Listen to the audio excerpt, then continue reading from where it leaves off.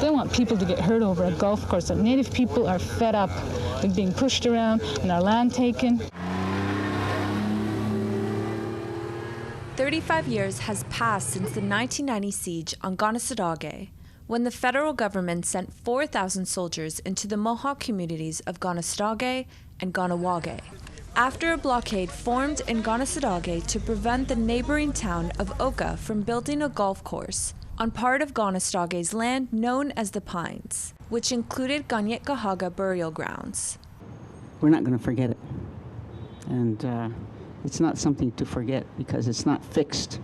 A commemoration was held in downtown Montreal to remember the 78-day standoff. It's not a celebration for us, for me anyways, because Marcel Lemay was killed for a golf course.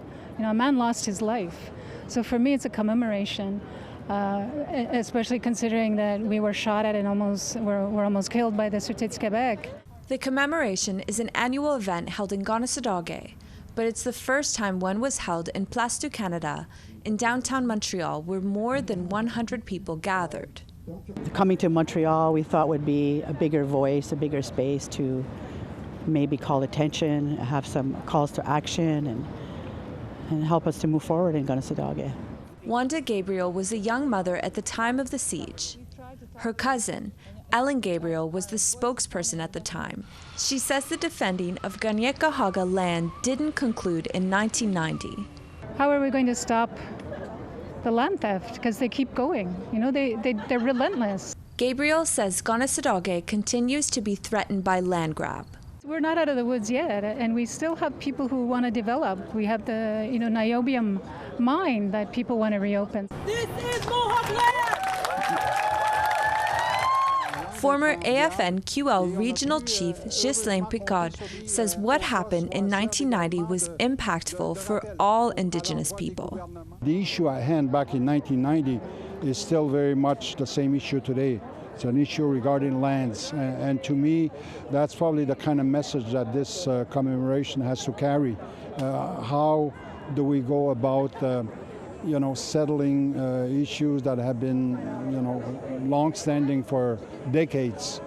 Some here today are not just commemorating 35 years since 1990, but they're also demanding these calls to action to be implemented, some of which include upholding UNDRIP, establishing a community healing fund, and land back. Another call to action is, for me, it's such a big event that happened in this country in 1990, and it's not in the history books. It's not in Quebec's history books, it's not in Canada's history books, it's not even in our own history books in the community, and I'd love to see it in our history books so that people can know and understand the implication of what happened.